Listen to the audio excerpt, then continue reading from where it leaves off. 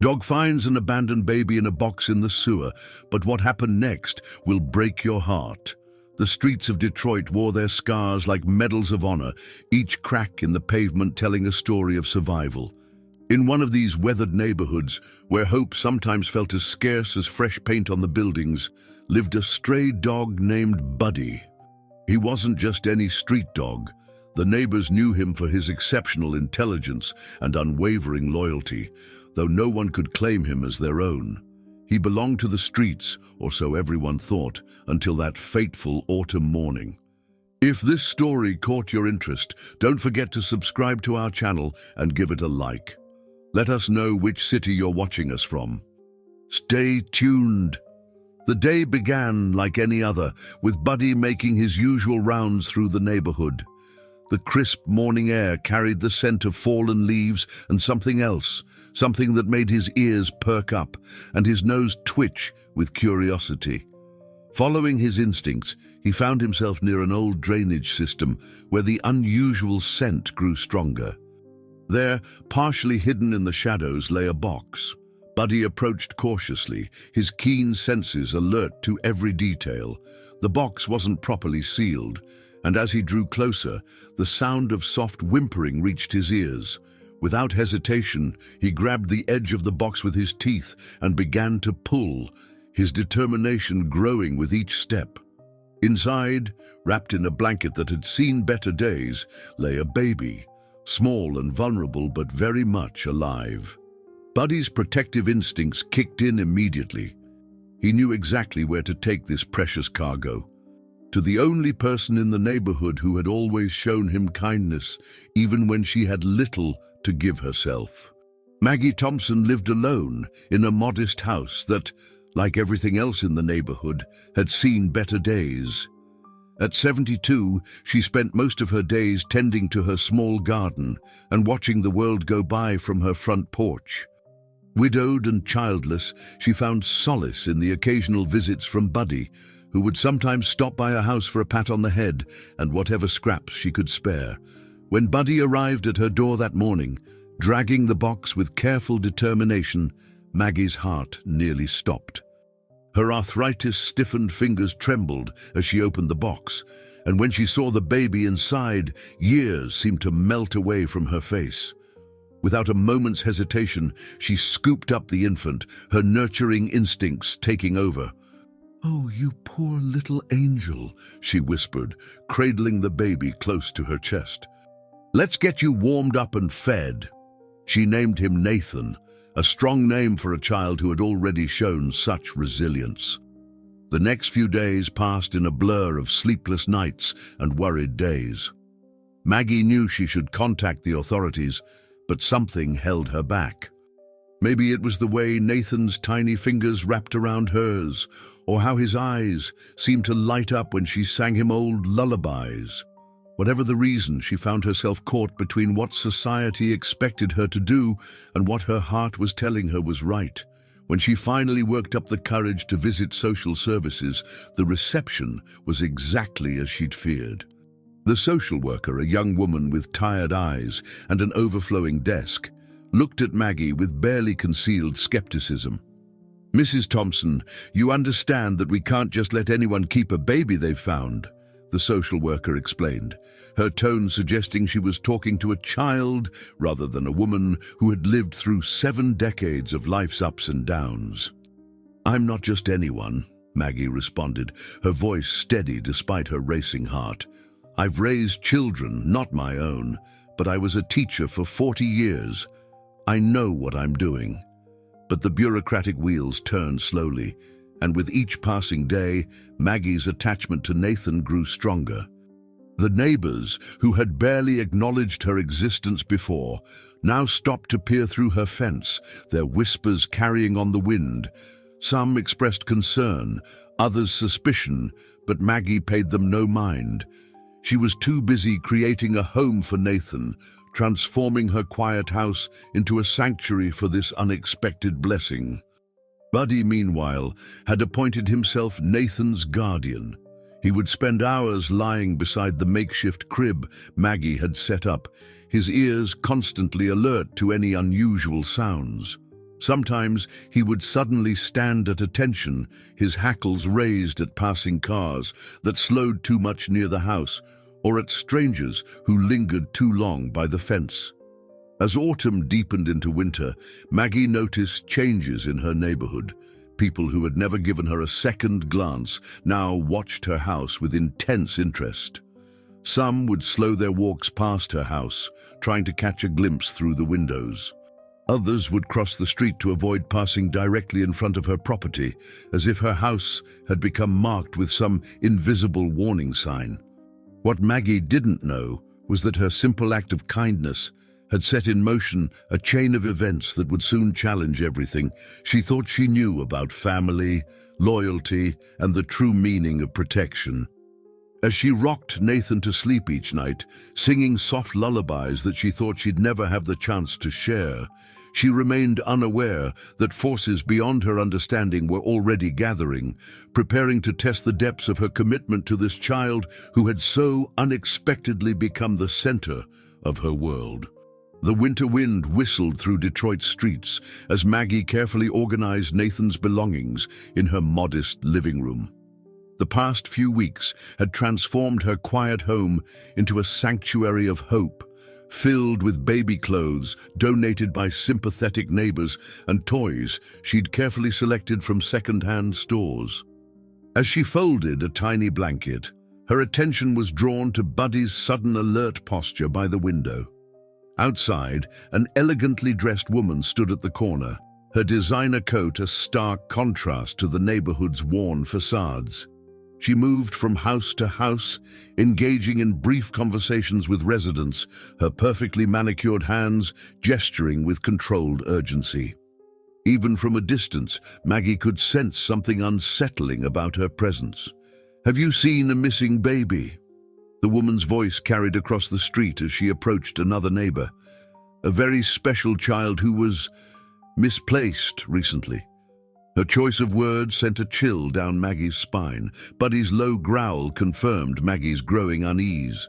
She watched as the woman handed out what appeared to be business cards, her movements precise and calculated.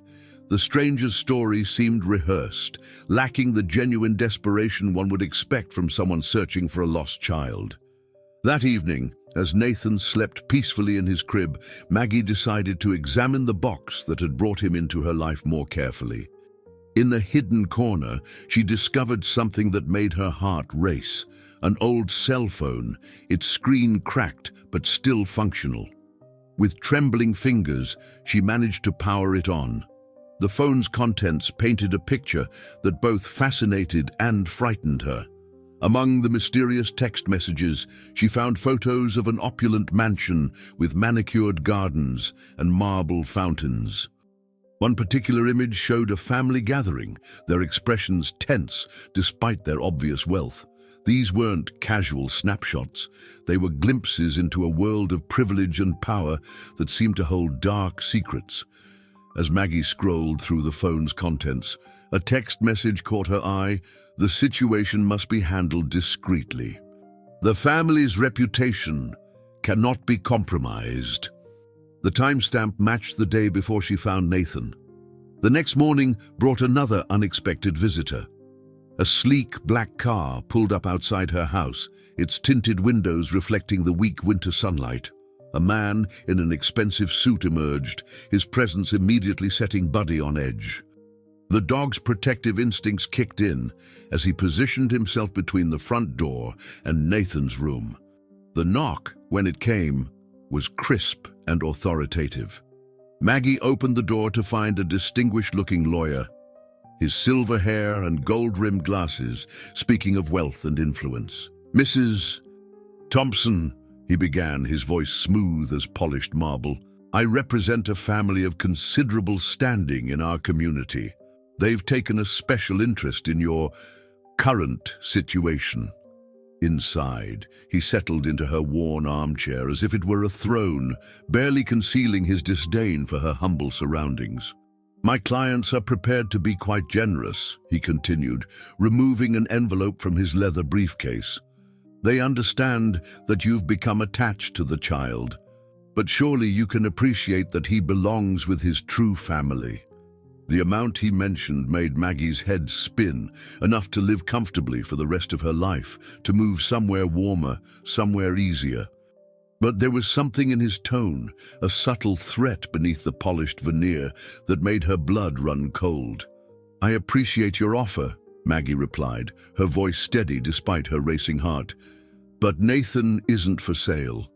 The lawyer's smile never wavered, but his eyes hardened like steel. "Mrs. Thompson, I don't think you understand the complexities of this situation. My clients are not accustomed to being refused." He leaned forward, his voice dropping to a near whisper. "Things could become very difficult for someone in your position." After he left, Maggie noticed a car parked across the street, its engine running. Throughout the day, it was replaced by different vehicles, but there was always someone watching. Buddy's behavior became increasingly protective, his ears perking up at the slightest, unusual sound. That night, as rain pounded against the windows, Maggie discovered that her phone line had been disconnected. The internet followed shortly after. She felt the walls closing in, but her resolve only grew stronger. She had been alone most of her life, but now she had something worth fighting for. In the darkness of her kitchen, Maggie clutched the old cell phone she'd found, its screen illuminating her determined face. She knew she needed help, but who could she trust? The local authorities seemed indifferent at best, and she couldn't shake the feeling that the wealthy family's influence reached far into the city's power structures. As she pondered her next move, Buddy's attention snapped to the back door. His hackles raised as shadows moved across the yard, barely visible through the rain-streaked windows. Maggie's heart pounded as she realized this was only the beginning of what promised to be a long and dangerous struggle to protect the child who had so unexpectedly become her reason for living. Outside, the storm intensified, its fury matching the turmoil in Maggie's heart. She held Nathan close, watching as Buddy patrolled the perimeter of the room, his loyalty unwavering. In that moment, she made a decision that would change everything. She would not back down, no matter what forces aligned against her. The question was, how long could she hold out against an enemy whose power and reach seemed to grow with each passing hour? The morning after the rainy night brought an unexpected visitor to Maggie's door. Claire Watson stood on the worn welcome mat, her press badge glinting in the weak sunlight. As an investigative journalist for the local newspaper, she had developed a reputation for uncovering stories that others preferred to keep hidden. "Mrs. Thompson," Claire began, her keen eyes taking in every detail of the modest home, "I couldn't help but notice some unusual activity in your neighborhood lately. Expensive cars, well-dressed strangers. It's not exactly typical for this part of Detroit." Maggie hesitated, years of caution warring with her desperate need for an ally. Buddy, usually wary of strangers, approached Claire with cautious interest, his tail giving a tentative wag. Something about his reaction made Maggie decide to trust her instincts. "Perhaps you should come in," Maggie said, glancing at the ever-present surveillance car across the street. Inside, Nathan slept peacefully in his portable crib, unaware of the storm gathering around him. Claire listened intently as Maggie recounted the events of the past weeks, her reporter's notebook filling with details. Her eyes widened when Maggie showed her the old cell phone and its contents. "These photos," Claire murmured, examining them carefully. "I recognize this mansion. It belongs to the Montgomery family. They're one of the most influential families in Michigan, old money with connections everywhere." She paused, her expression growing serious. "But there have been rumors, whispers of internal conflicts and financial irregularities." As they talked, Claire's investigation began to take shape. The elegant woman asking about a missing baby matched the description of Victoria Montgomery, the family's youngest daughter-in-law. The threatening lawyer was James Blackwood, known for handling the family's most sensitive matters. The timing is interesting, Claire noted, pulling up articles on her tablet. The Montgomery family's corporation is in the middle of a major merger. Any scandal now could derail everything they've built over generations. Maggie watched as Claire connected dots she hadn't even known existed. The journalist explained how the Montgomerys had been in the news recently, though not in the way they preferred. Rumors of misappropriated funds and betrayals within the family ranks had begun to surface. "But why abandon the baby?" Maggie asked, gently stroking Nathan's cheek as he stirred in his sleep. "Surely they have the resources to handle any situation discreetly." Claire's expression darkened. "That's what I intend to find out. The Montgomerys are known for their perfect facade, but every family has its secrets. Something about Nathan threatens that facade enough that they're willing to go to extreme lengths to regain control of the situation." As they spoke, the neighborhood began to stir with an unusual energy. Word had spread about Maggie's situation, and contrary to the initial suspicion, something remarkable was happening. Mrs. Chen from the corner store started leaving groceries on Maggie's porch. Mr. Rodriguez, the retired mechanic, began patrolling the street at night, keeping an eye on suspicious vehicles. The community, once fragmented and indifferent, was coming together. They recognized in Maggie's struggle something universal, the fight to protect what's precious against overwhelming odds. Claire spent hours documenting everything, her professional demeanor occasionally cracking to reveal genuine concern. "This isn't just about a baby anymore, Mrs. Thompson. This is about power, privilege, and what happens when someone dares to stand up to those who think they're above the law." As evening approached, Claire prepared to leave, her notebook full of information that could shake Detroit's power structure to its core. "I'll need time to investigate properly, to make sure every fact is verified. The Montgomerys won't hesitate to use their legal team to discredit anything we can't prove absolutely." Before leaving, Claire handed Maggie a small device. "It's a secure phone. My number is programmed in. If anything happens, anything at all, call me immediately." She paused at the door, watching Buddy settle protectively near Nathan's crib. "You're not alone in this anymore, Mrs. Thompson."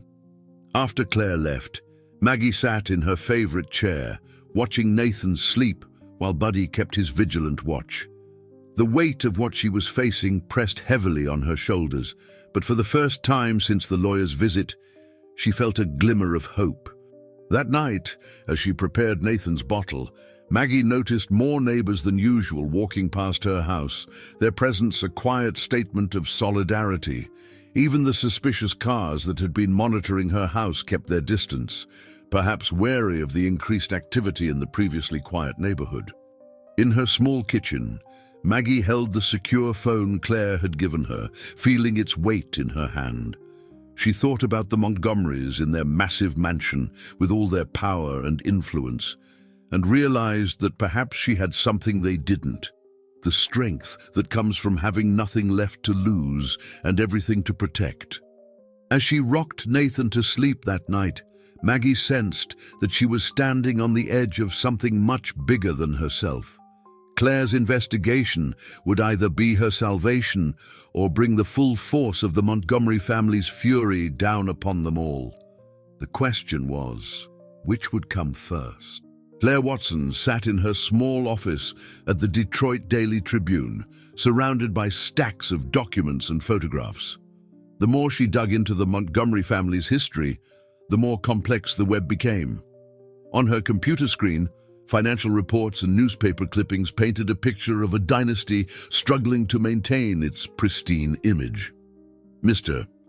Montgomery," she muttered, studying a photograph of the family patriarch, Alexander Montgomery III.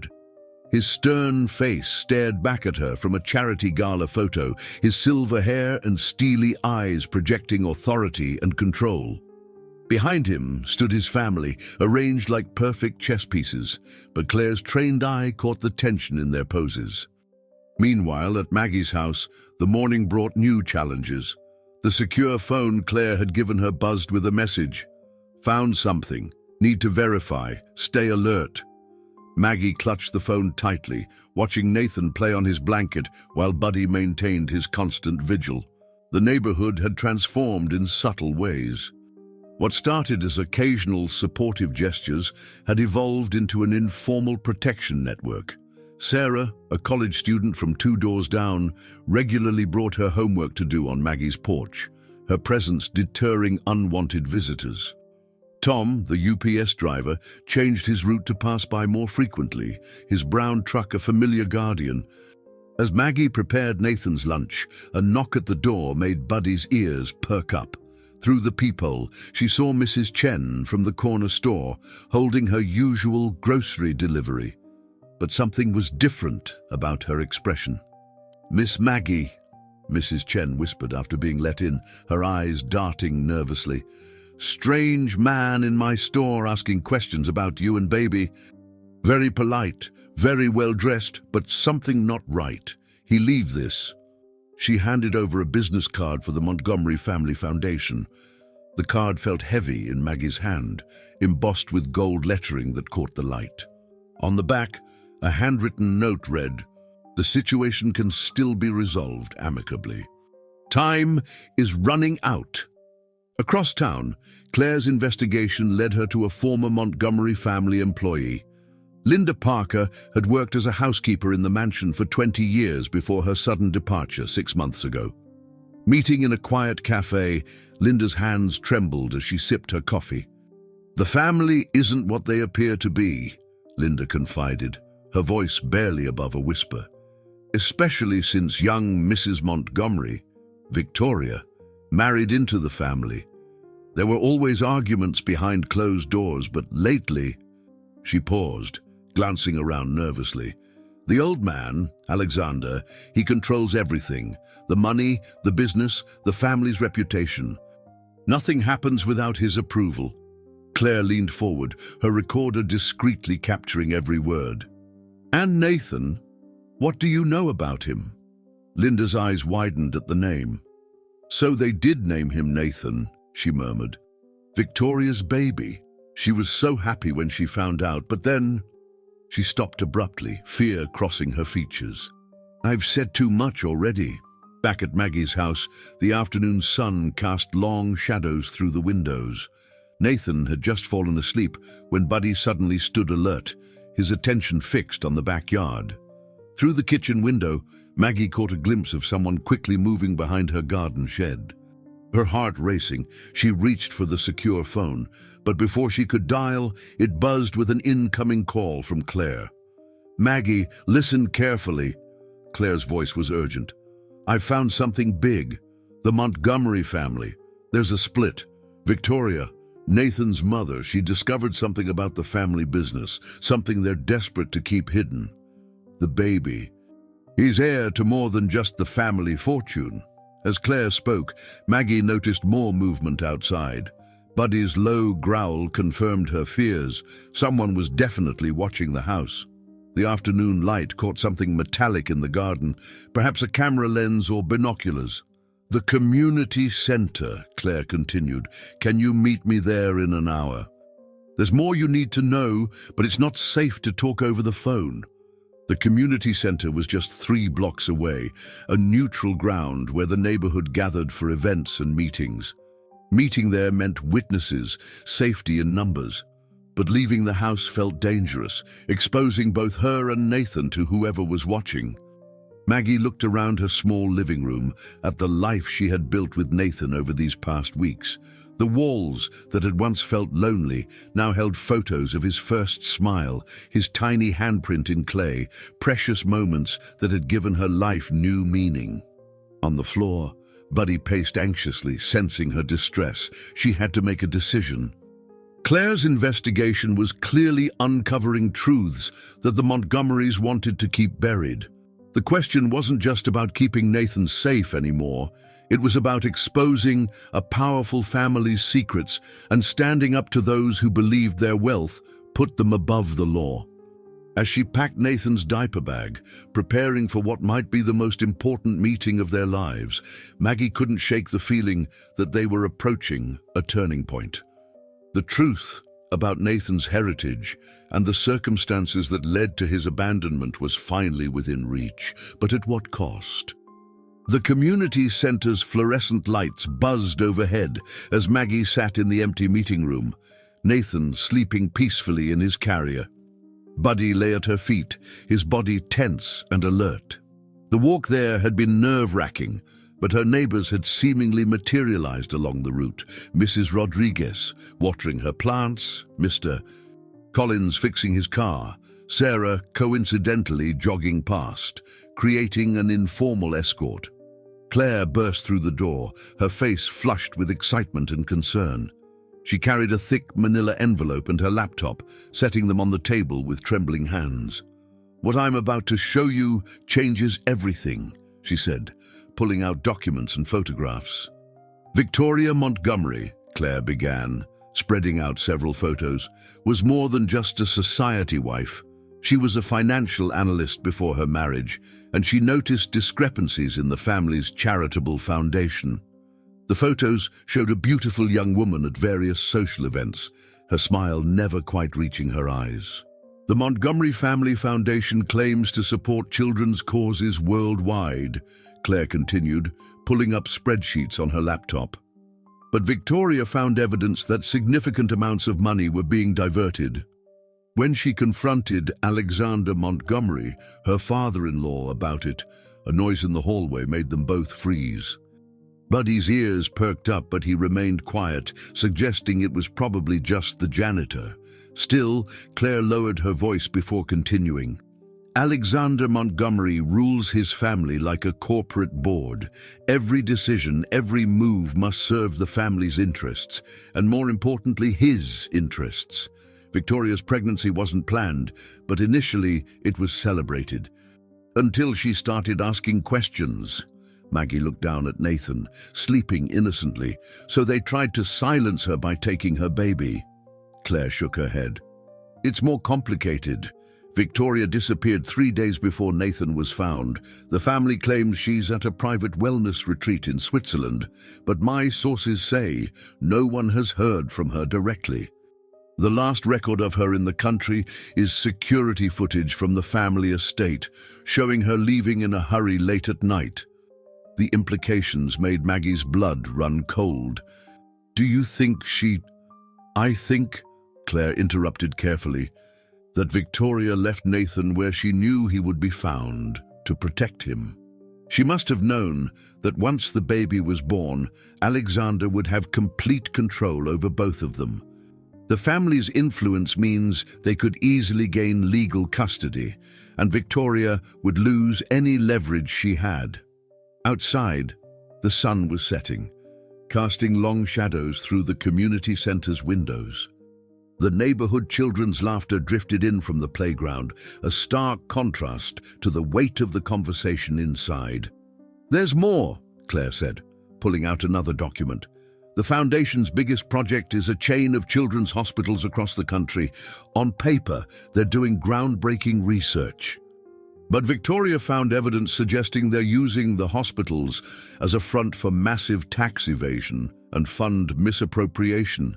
If this gets out, it won't just embarrass the family, it could destroy their empire." Maggie absorbed this information, her mind racing.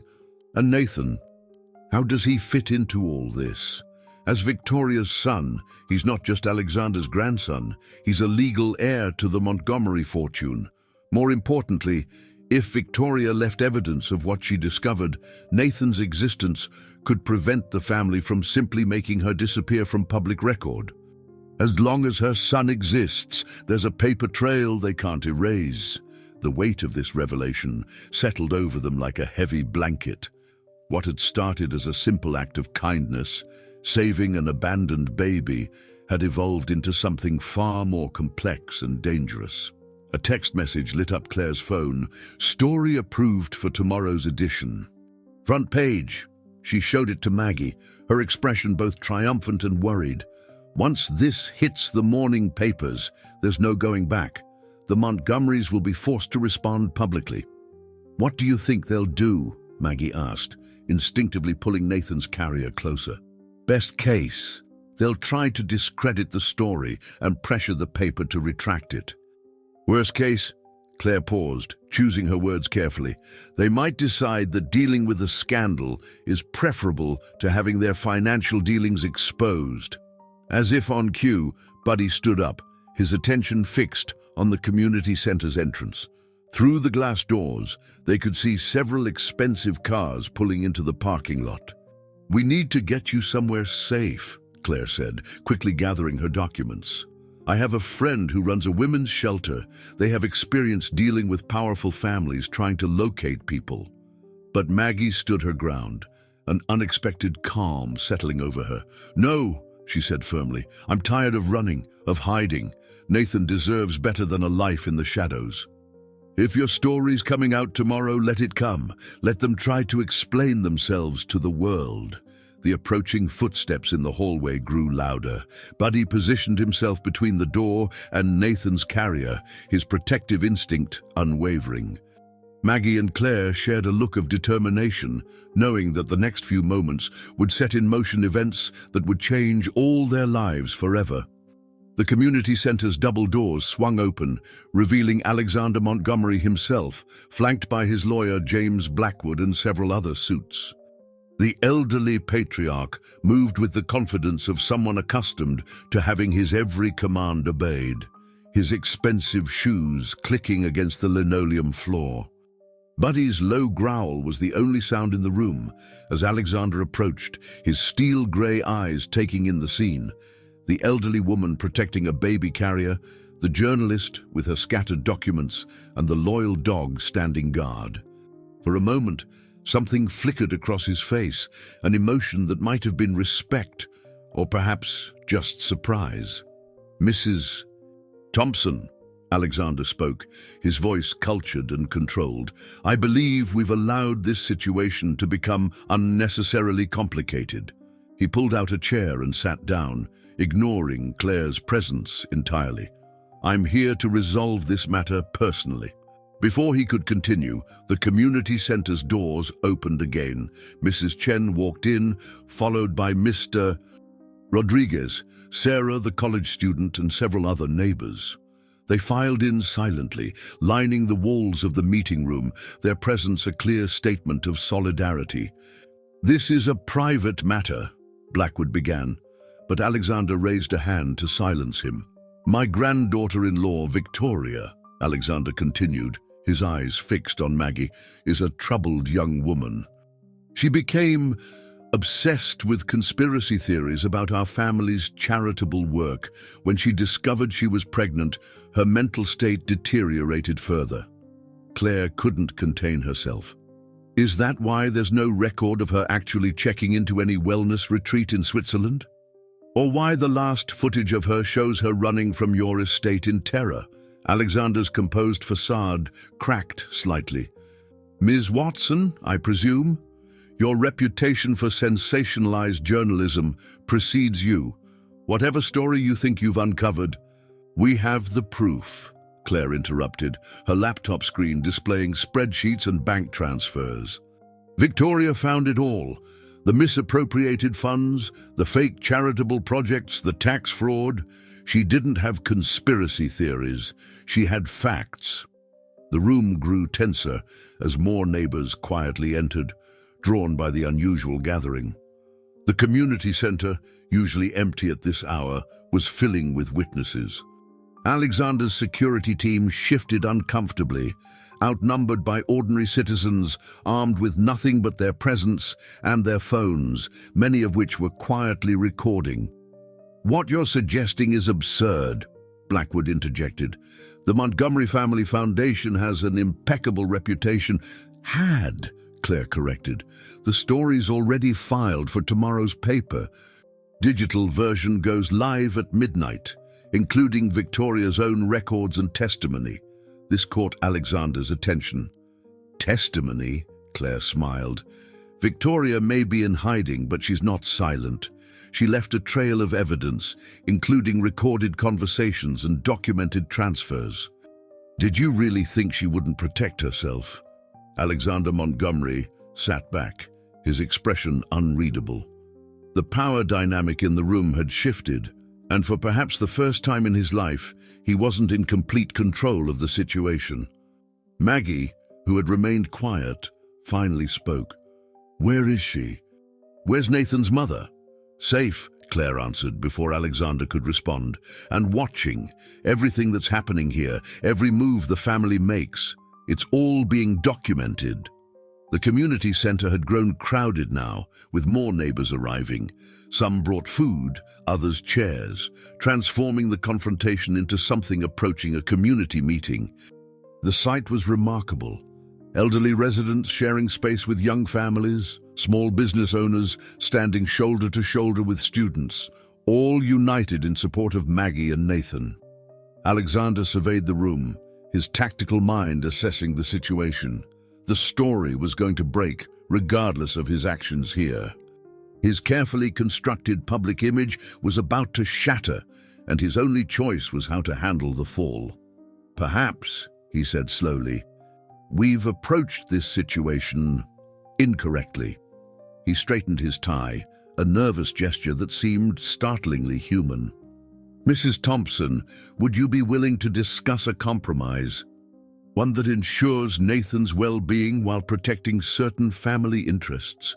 But before Maggie could respond, a new figure appeared in the doorway, a woman in a headscarf and sunglasses, her designer clothes wrinkled from travel.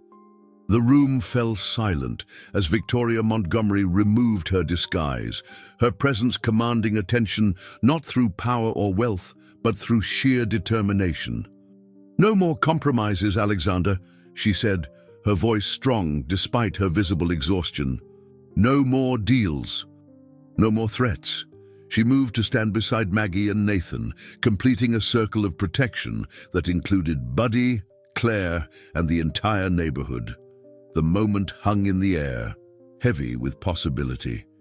Alexander Montgomery, master of corporate boardrooms and social hierarchies, found himself facing not just his daughter-in-law or a determined elderly woman, but an entire community united against the type of power he represented. The question was, would he finally recognize that some things, love, justice, community, couldn't be bought or controlled? Victoria Montgomery moved through the crowded community center with grace, despite her obvious fatigue. Her eyes never left Nathan's sleeping form as she approached the baby carrier. Buddy, sensing no threat from her, relaxed his protective stance slightly, though he remained vigilant. "He's beautiful," Victoria whispered, tears forming in her eyes. "I've been watching from afar, making sure he was safe, but I couldn't." Her voice broke as she turned to Maggie. "Thank you. Thank you for giving him the love and protection I couldn't provide these past weeks." Alexander Montgomery stood, his composure slipping further. "Victoria, you've created quite a spectacle. If you had just come to me with your concerns, like Catherine did." Victoria's sharp response cut through the room. Several of Montgomery's associates visibly flinched at the name. "We both know what happened when she tried to expose the truth about the Foundation's activities." Claire's reporter instincts sparked. "Catherine? My predecessor as the Foundation's financial analyst," Victoria explained, her eyes locked on Alexander. "She discovered the discrepancies first 3 years ago. Suddenly, she resigned for personal reasons and moved abroad. Except she didn't, did she, Alexander? She was silenced with threats and payoffs, forced to sign non-disclosure agreements. The community center had grown absolutely quiet, every person hanging on each word. Even the children who had been playing nearby seemed to sense the gravity of the moment, their usual chatter hushed. "Everything I did," Alexander began, his voice carrying a hint of desperation, "I did for this family. The Foundation's work." "The Foundation's real work," Victoria interrupted, "or the work we claim to do. Should we talk about the children's hospitals that exist only on paper?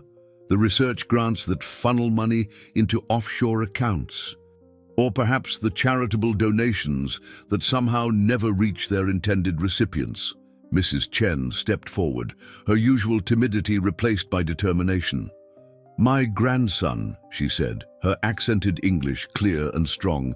"He needs special surgery 2 years ago. Your foundation promised to help, make big announcement in newspaper. We never see $1. Other voices joined in, a chorus of similar stories. The Montgomery Family Foundation had built its reputation on false promises and elaborate deceptions, leaving a trail of disappointed and disillusioned people in its wake. Alexander's face had grown pale. "You don't understand the complexities." "I understand perfectly," Victoria cut in. "I understand that you built an empire on lies, convinced that your wealth and influence would protect you forever. But you forgot something crucial, Alexander. You forgot that truth has a way of finding its voice." She reached into her bag and pulled out a tablet. "Everything is here, every transaction, every false charity, every diverted donation. But more importantly," she turned to face the room, "I have the stories, hundreds of them, from families like Mrs. Chen's, all promised help that never came. Their voices deserve to be heard." Maggie watched this exchange while cradling Nathan, who had awakened and was watching the scene with curious eyes. The baby reached out toward Victoria, and something in the gesture seemed to break the last of Alexander's resistance. "The scandal," he said quietly. "It will destroy everything we've built. Generations of work, our family's legacy." "No," Victoria replied, her voice softening slightly. "It will give us a chance to rebuild something real, something worthy of Nathan's inheritance. He deserves to grow up in a family known for its genuine compassion, not its skill at deception." The community center had become more than just a meeting place. It had become a courtroom of sorts, where justice was being served not through legal proceedings, but through the power of truth and community solidarity. The neighbors who had gathered initially out of support for Maggie now stood witness to a moment of profound transformation. Sarah, the college student, had been quietly documenting everything on her phone. "It's already trending on social media," she announced. "People are sharing their stories about the foundation. It's not just our neighborhood anymore. It's going global." Alexander Montgomery, the man who had spent decades crafting and controlling his family's image, looked around the room. He saw not just his daughter-in-law and grandson, but an entire community united in purpose. The carefully constructed walls of privilege and power that had protected him for so long were crumbling, not through force, but through the simple power of truth and solidarity. The question that hung in the air was no longer about who would win this confrontation, but about what would rise from the ashes of the Montgomery legacy. As Nathan's soft coos filled the silence, it seemed that perhaps the answer lay in the innocent wisdom of a child who knew nothing of power struggles and family dynasties, but everything about the pure love he had found in both Maggie's humble home and his mother's brave heart. The fluorescent lights of the community center hummed overhead as Alexander Montgomery slowly sank back into his chair, the weight of decades of secrets visibly pressing down on his shoulders. The room, packed with neighbors and onlookers, waited in tense silence as the family patriarch seemed to wage an internal battle. "I started the foundation 40 years ago," he finally spoke, his voice carrying none of its usual authority. "It was supposed to be real in the beginning. We were going to make a difference." He looked at Victoria, then at Nathan, his expression softening. Somewhere along the way, it became about appearances, about power. The good we could have done. Victoria approached her father-in-law, tablet still in hand. "It's not too late to make it right," she said quietly. "Nathan deserves to inherit a legacy of truth, not deception. The foundation can still become what it was meant to be." Maggie, who had been quietly observing, spoke up. "In my years of teaching, I learned that it's never too late to change course. The children I taught, some from the poorest families in Detroit, they didn't need grand gestures. They needed someone to care, truly care, about their future." The community center had transformed into something remarkable. People who had come to support Maggie were now engaged in quiet conversations, sharing stories of their own struggles and triumphs. Mrs. Rodriguez was explaining to Claire how her neighborhood watch program had evolved into a support network for local families. Mr. Collins, the auto mechanic, described how he'd been teaching local teens basic car maintenance, giving them marketable skills. This, Victoria gestured to the gathered community, this is what real charity looks like. Not press releases and galas, but people helping people, expecting nothing in return. Buddy, who had maintained his protective stance near Nathan, suddenly walked over to Alexander. The dog sat beside the elderly man's chair, looking up at him with those knowing eyes that had first recognized Maggie's kindness. Something about the gesture seemed to reach Alexander in a way that words couldn't. "I've spent my life building walls," Alexander admitted, tentatively patting Buddy's head. "Walls of wealth, of influence, of secrecy. But sitting here, in this simple community center, surrounded by people who have nothing to gain and everything to give," he trailed off, watching Nathan reach out to grab Victoria's finger with his tiny hand. James Blackwood, the family lawyer, cleared his throat. "Mr. Montgomery, perhaps we should discuss this in private." "No," Alexander cut him off firmly. "No more private discussions, no more secrets." He stood up, straightening his shoulders. "Victoria, you were right. About everything. The foundation, the deceptions, all of it. I was so focused on protecting our wealth that I forgot what true value means." The room buzzed with whispered conversations as Alexander turned to address everyone present. "The story will break at midnight, as Ms. Watson planned. But it will break with a statement from me, admitting everything and announcing a complete restructuring of the Montgomery Family Foundation." Victoria's eyes widened. "Alexander, the foundation will be placed under independent oversight," he continued. "Every penny will be accounted for, every promise kept. And he paused, looking at Maggie. "We'll start right here, in this community that taught an old man about the true meaning of family." Sarah, still recording on her phone, couldn't contain her excitement. "This is incredible. The Montgomery Foundation actually helping our neighborhood." "Not just helping," Alexander corrected her. "Learning from it. This community has shown more strength, more genuine charity than all our high society fundraisers combined." Maggie watched as Nathan, now fully awake, looked around at all the faces with innocent curiosity. The baby who had been abandoned in fear had become a bridge between two worlds, the powerful Montgomerys and the tight-knit community that had protected him. Victoria moved to sit beside Maggie, both women watching as Alexander continued to outline his plans for the foundation's future. The patriarch's transformation wasn't just about admitting wrongdoing. It was about recognizing that true legacy isn't measured in dollars and cents, but in the lives touched and the changes made. As the evening progressed, the community center became a place of healing and planning.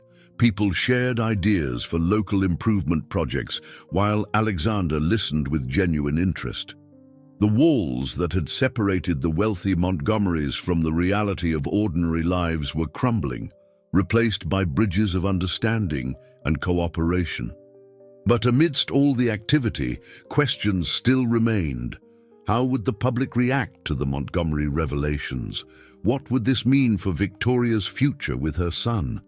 And most importantly, how would this newfound understanding between two very different worlds survive the challenges that lay ahead? The morning after the confrontation at the community center dawned bright and clear. The Detroit Daily Tribune's headline read, "Montgomery Family Foundation, a legacy of deception, transforms into promise of change." Claire's article, accompanied by Victoria's documented evidence, had sent shockwaves through the city's elite circles. At Maggie's house, the morning brought an unusual gathering. Victoria sat in the worn armchair, Nathan cradled in her arms, while Maggie prepared tea in her small kitchen. Buddy lay contentedly between them, his tail wagging occasionally as he watched over his expanding family.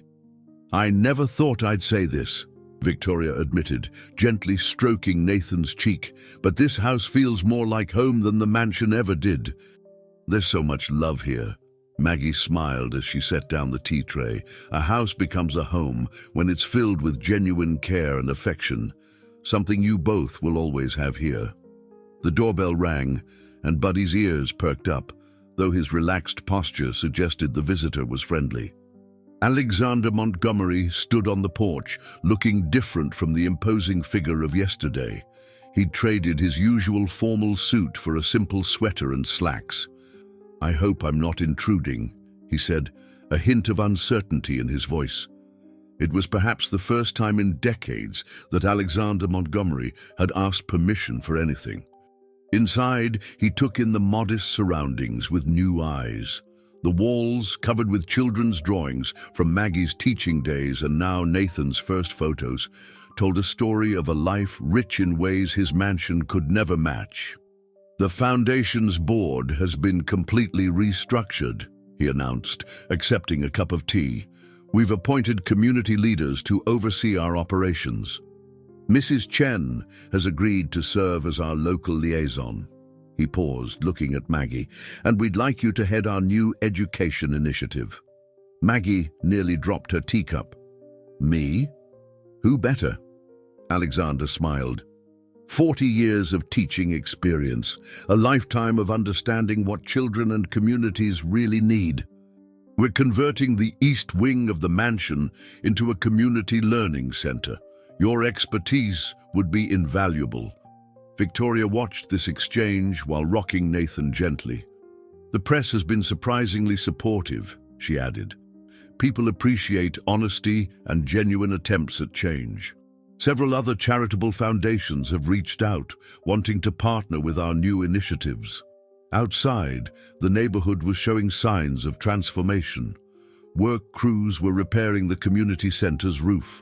The first of many Montgomery Foundation projects in the area, Mr. Rodriguez was organizing a team of local teenagers to help clean up the park, while Mrs. Chen's store had become an unofficial community hub for foundation activities. "There's something else," Alexander said, reaching into his pocket. He pulled out a legal document. "This is a trust fund for Nathan, but it's different from the traditional Montgomery trusts. The money can only be accessed for community improvement projects that he personally oversees when he's older. I want my grandson to understand that true wealth lies in what you give, not what you keep." Tears welled in Victoria's eyes as she read the document. The terms were clear. Nathan would inherit not just money, but a responsibility to the community that had protected him and his mother. Sarah appeared at the door with her laptop, excited to share something. "You need to see this!" The story has gone viral, but not in the way anyone expected. People are sharing their own stories of community triumph over adversity. "You've started a movement." She showed them social media posts from across the country, other wealthy families inspired to transform their charitable foundations, communities coming together to support each other, and messages of hope and encouragement for the Montgomery's new direction. As the morning progressed, more neighbors dropped by. What started as a simple gathering evolved into an impromptu community meeting. Mrs. Rodriguez brought her famous empanadas, Mr. Collins shared ideas for a youth mentorship program, and even Claire stopped by with updates on the public response to her article. The scene was remarkable. The mighty Montgomerys and their working-class neighbors sitting together in Maggie's modest living room, planning a future that would combine the best of both worlds. Nathan, now awake and curious, was passed from arm to arm, receiving blessings and good wishes from everyone present. Buddy moved between the guests, his tail wagging constantly, as if he understood that his simple act of rescuing an abandoned baby had set in motion changes that would affect countless lives. The dog that had once been a lonely stray, like Maggie who had been a lonely widow, had helped create a new kind of family, one that transcended blood ties and social barriers. But amidst the celebration, there was still work to be done. The foundation's transformation had only begun, and the path ahead would require continued dedication and honesty. The question now was not whether the changes would last, but how far their influence would spread, and how many more lives would be touched by this unlikely alliance between privilege and compassion.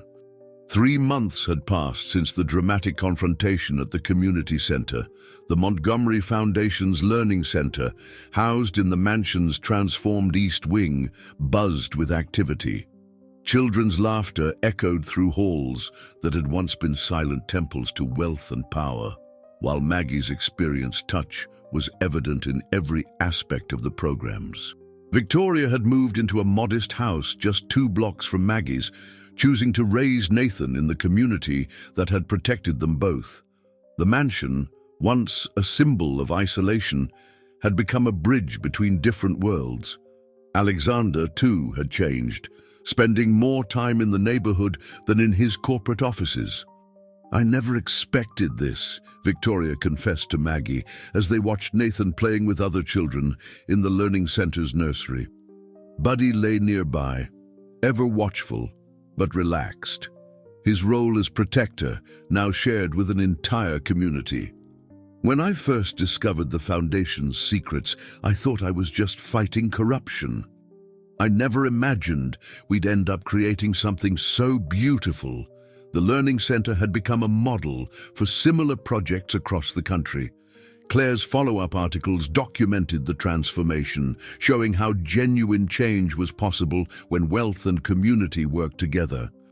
The story had inspired other wealthy families to re-examine their own charitable works, leading to a wave of reform in philanthropic circles. Alexander sat in on one of Maggie's teaching sessions, watching in amazement as she engaged with children from all backgrounds. "You know," he said afterward, "I spent decades measuring success in dollars and cents. But watching these children learn and grow, this is real wealth." The neighborhood had flourished under the partnership. Mrs. Chen's store now included a community resource center, while Mr. Rodriguez's youth mentorship program had expanded to include internships at legitimate Montgomery enterprises. Sarah had turned her social media documentation of the changes into a successful community outreach platform.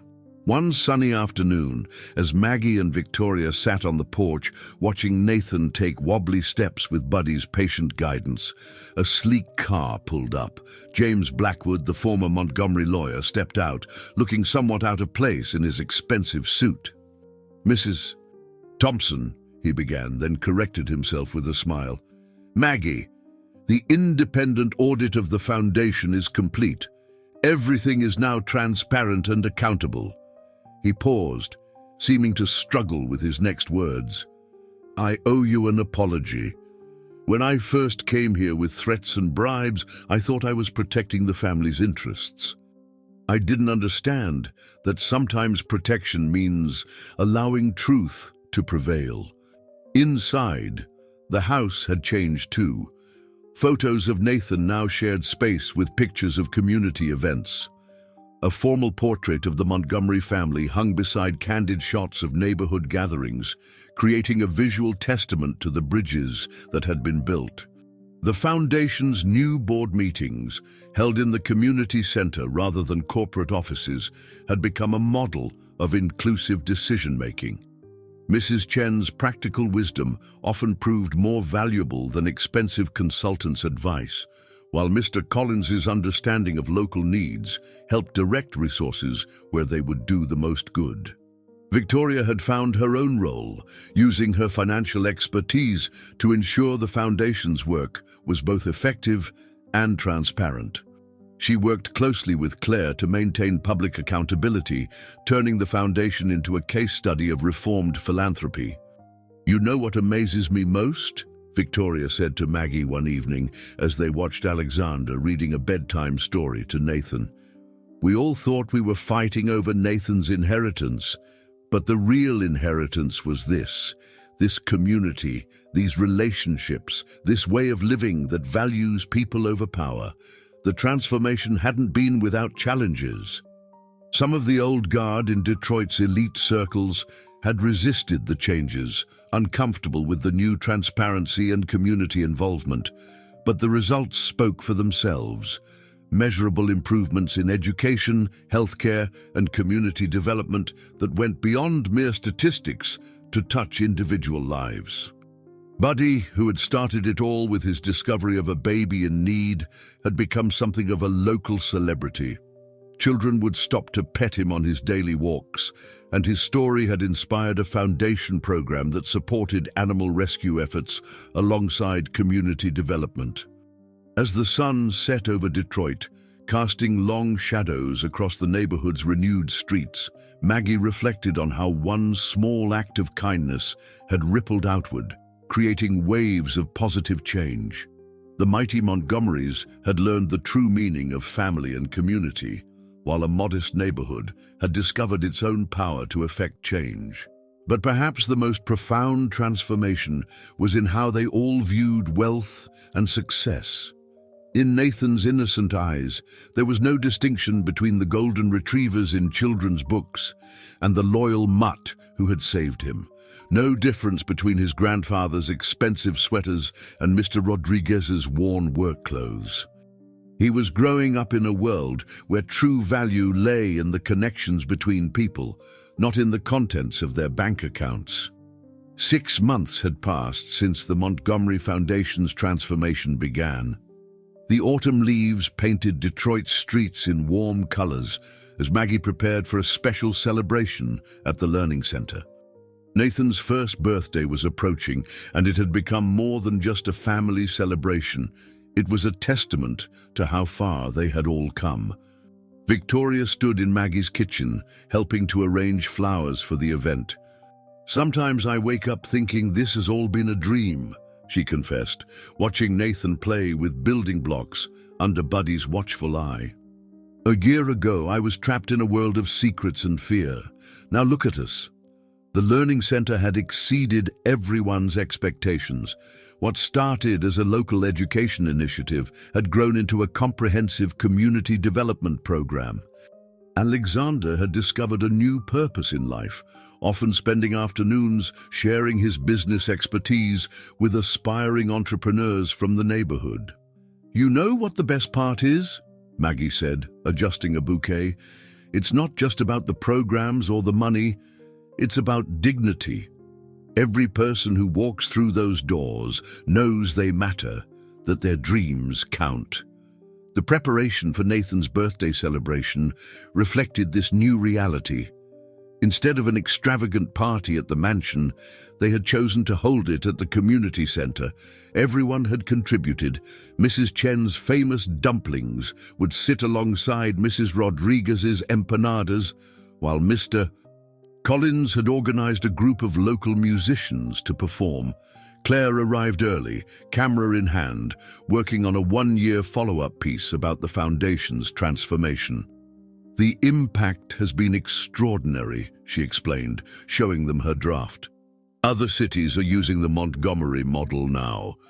It's creating a ripple effect across the country." Alexander appeared at the door, carrying a large, wrapped package. His transformation was perhaps the most remarkable of all. Gone was the stern patriarch who measured worth in dollars and influence. In his place was a man who had learned to value the richness of genuine human connection. "I found this in the mansion's attic," he said, carefully unwrapping an old wooden rocking chair. "It was my grandmother's. She used to say that true wealth isn't what you keep locked away, but what you share with others." He looked at Maggie. "I thought it belonged here, where love flows freely." The community center had been decorated with photographs documenting the year's journey. Images of Nathan's rescue, the confrontation that led to change, and the countless moments of community triumph that followed. Buddy featured prominently in many of them, the loyal guardian who had set everything in motion. Sarah had created a digital presentation chronicling the Foundation's transformation. "It's incredible," she said, showing them the final edit. People from around the world have reached out, sharing similar stories of communities coming together. You've started a movement. As guests began to arrive for the celebration, the scene was a perfect blend of worlds that had once seemed impossibly far apart. Children from the Learning Center performed a song they had written themselves, while teenage participants in the mentorship program proudly displayed their projects. Victoria watched as Alexander sat on the floor with Nathan, helping him stack blocks, Buddy curled up beside them. The sight of the once formidable Montgomery patriarch completely at ease in this simple setting brought tears to her eyes. "You know," Mrs. Chen said, setting down a tray of dumplings, "in my culture, we believe that true family is not about blood, but about who stands with you through life's storms." She looked around the room at the unlikely family they had all become. This is true family. The celebration was more than just a birthday party. It was a celebration of transformation, of bridges built and barriers broken. As Nathan toddled from person to person, receiving love and blessings from every corner of his expanded family, the truth was clear. His greatest inheritance wouldn't be the Montgomery fortune, but this legacy of love and community. The Foundation's latest initiative, inspired by Nathan's story, focused on supporting unconventional families, grandparents raising grandchildren, single parents, adopted families. It was a recognition that family comes in many forms, all equally valuable and worthy of support. As evening approached and the celebration continued, Maggie stood back and observed the scene. The wealthy and the working class, the young and the old, all united in genuine celebration. This was the real miracle. Not just the transformation of a powerful family or the reform of a foundation, but the creation of a community where every person's inherent worth was recognized and celebrated. 1 year to the day since Buddy found Nathan, the Detroit community gathered for a special ceremony. The old drainage system where the story began had been transformed into a beautiful community garden, complete with a playground and a memorial plaque honoring the power of unconditional love and community spirit. Maggie stood at the podium, her voice strong and clear despite her emotions. "A year ago, a loyal dog followed his instincts and changed all our lives forever. Today, we're not just celebrating Nathan's rescue. We're celebrating the rescue of an entire community's spirit." The garden was filled with familiar faces. Victoria sat in the front row, Nathan bouncing on her lap while Buddy lay faithfully at their feet. Alexander stood nearby, looking more relaxed and genuine than anyone could remember. The transformation in him was perhaps the most profound of all, from a man obsessed with control to one who had learned the true meaning of legacy. "The Montgomery Foundation's new mission statement is simple," Alexander announced when it was his turn to speak. "We believe in the power of community, the strength of unity, and the wisdom that comes from listening to every voice." He looked at his grandson, playing happily with a toy truck. "Nathan taught us that true wealth isn't measured in dollars, but in the lives we touch and the changes we inspire." Claire, who had documented every step of the journey, shared some surprising statistics. The Foundation's new approach had actually increased its effective impact tenfold. By working directly with communities and focusing on real needs rather than superficial gestures, they had created sustainable change that continued to grow and evolve. "But the numbers don't tell the whole story," she added, gesturing to the gathered crowd. "The real success is in the connections we see here today, connections that transcend social barriers and economic divisions." The celebration included the inauguration of several new foundation initiatives. Mrs. Chen unveiled plans for a microfinance program to support local businesses. Mr. Rodriguez announced the expansion of his youth mentorship program to 5 new neighborhoods. Sarah presented a new social media platform designed to connect communities across the country, sharing resources and success stories. Victoria had taken on a new role as the Foundation's community liaison, using her financial expertise to ensure transparency while maintaining the personal touch that had become the organization's hallmark. "When I first discovered the Foundation's secrets," she reflected, "I thought I was fighting against something.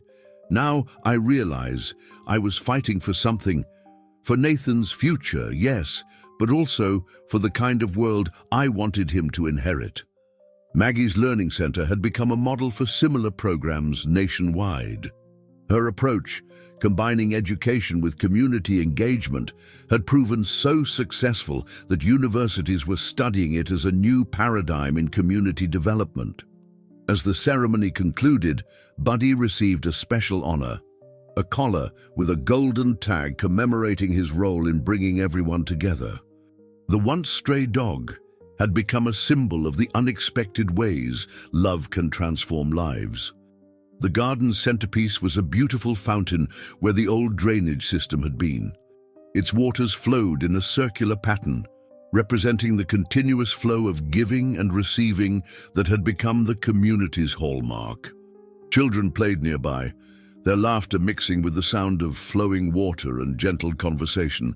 Alexander approached Maggie privately after the ceremony. "You know," he said, watching Nathan chase Buddy around the garden, "I spent decades building walls to protect what I thought was important. It took a baby, a dog, and a courageous teacher to show me that the only things worth protecting are the bonds we build with others." The sun began to set over Detroit, casting a warm glow over the gathered community. The city's skyline had changed little in the past year, but the hearts of its people had been transformed. The story of Nathan, Buddy, and the unlikely alliance between a wealthy family and a modest neighborhood had become a beacon of hope for others. As people began to disperse, making plans for future gatherings and projects, Maggie sat on a bench in the new garden. Nathan toddled over to her, followed faithfully by Buddy. Victoria and Alexander joined them, and for a moment they sat in peaceful silence, watching the community they had built together. "You know what amazes me most," Maggie said softly, as Nathan drifted off to sleep in Victoria's arms. "Love doesn't divide when you share it. It multiplies. Every person who becomes part of your heart makes it grow bigger, not smaller." The garden lights came on as evening settled in, illuminating the path forward for all of them. The Montgomery legacy had been reinvented, not through power or wealth, but through the simple, transformative power of love, trust, and community spirit. And Buddy, the faithful guardian who had started it all, sat contentedly among his expanded family, his mission accomplished in ways greater than anyone could have imagined. Dear listeners, we hope that the story of Maggie, Nathan, and the Montgomery family has touched your hearts. This tale of transformation, love, and community spirit reminds us that true wealth lies not in bank accounts, but in the connections we build and the lives we touch. For more inspiring stories that explore the depth of human experience and the power of transformation, remember to subscribe to our channel and click the like button below. Join our growing community of storytellers and story lovers. Share your thoughts in the comments section, and don't miss our upcoming narratives that celebrate the extraordinary moments in ordinary lives. Until next time, remember that every act of kindness, no matter how small, has the power to change lives forever.